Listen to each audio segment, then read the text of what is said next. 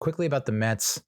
I don't have a lot here, but I guess the big news story is Shohei Ohtani signs with the Dodgers for 10 years, $700 million. Holy shit.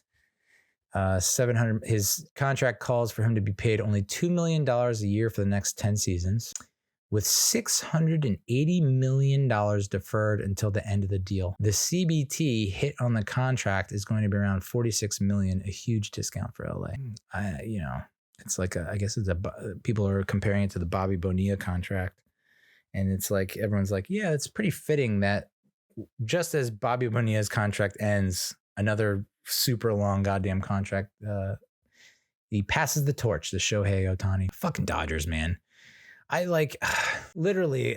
There's so many other teams in this goddamn league that I would rather see Ohtani go to, and he goes to the frickin' Dodgers. So I don't even think we really had a chance. I mean, Steve Cohen came out and said that the agent for Ohtani never reached out to him personally. So it's like I really don't think the Mets were ever in consideration.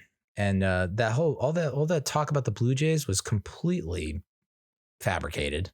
There's no way he was going to Toronto. So, yeah, the Dodgers. Boo.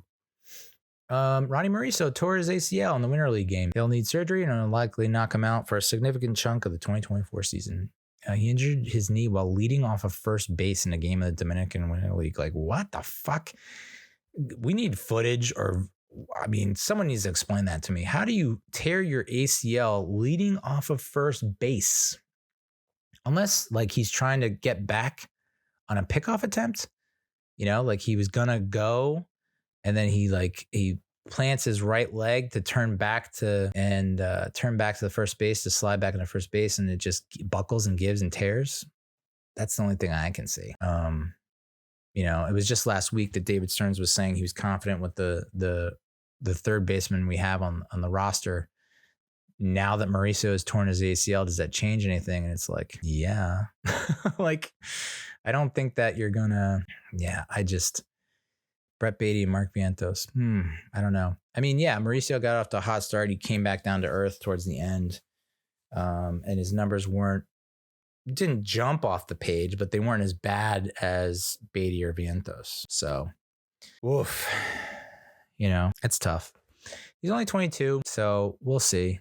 It's just that's a major hit. And, if I'm Stearns, it's like I wouldn't completely rule out just trying to go after a third baseman in the free agent market. But who am I? And then The Athletic had some free agent predictions for the top 20, 15 free agents. And so I decided to take a look at the best free agent fits for the Mets. These are either players that are predicted to go to the Mets or best fit for the Mets. There are only 3 on the list. The first was, of course, Yoshi Yamamoto, 25-year-old pitcher from the Oryx Buffaloes. Prediction there is that he's going to go to the Yankees, which would be brutal. I think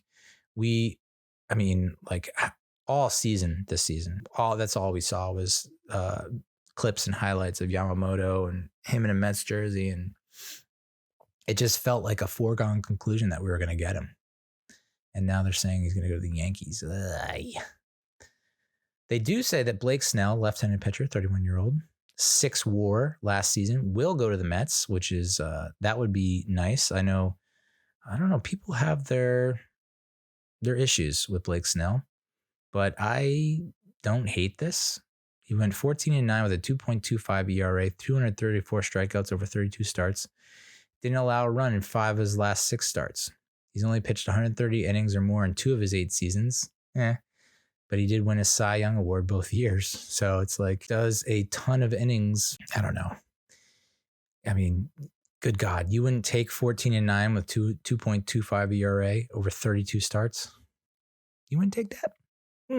Like to live your life for a day. I mean, even if he gives us, I don't know, if he can give us 14 wins and his ERA balloons to under 4, I still think that's a win.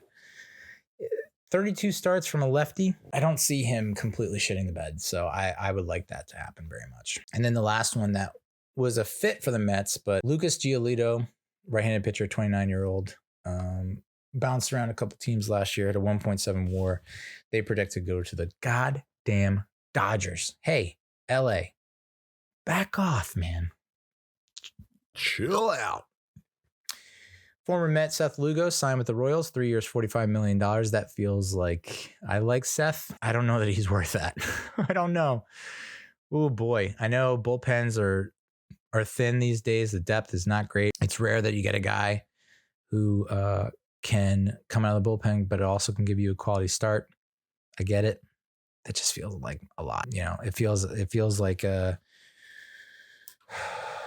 was the name of that lefty that we had that had an all-star banner season with us and then ended up signing a big deal with the Rays and didn't quite perform up to the contract. So I don't know.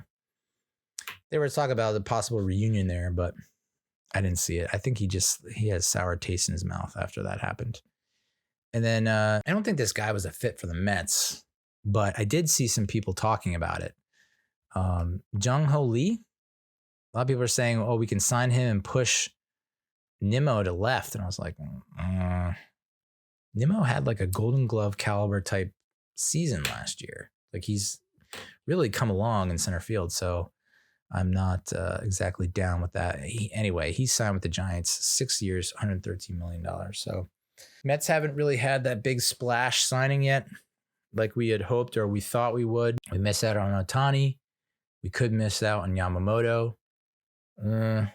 You know, I think you got to at least get Snell because I don't think you can roll into next season with the rotation that you have. I really hope we don't. Oh, my God. Yeah, so that's the Mets.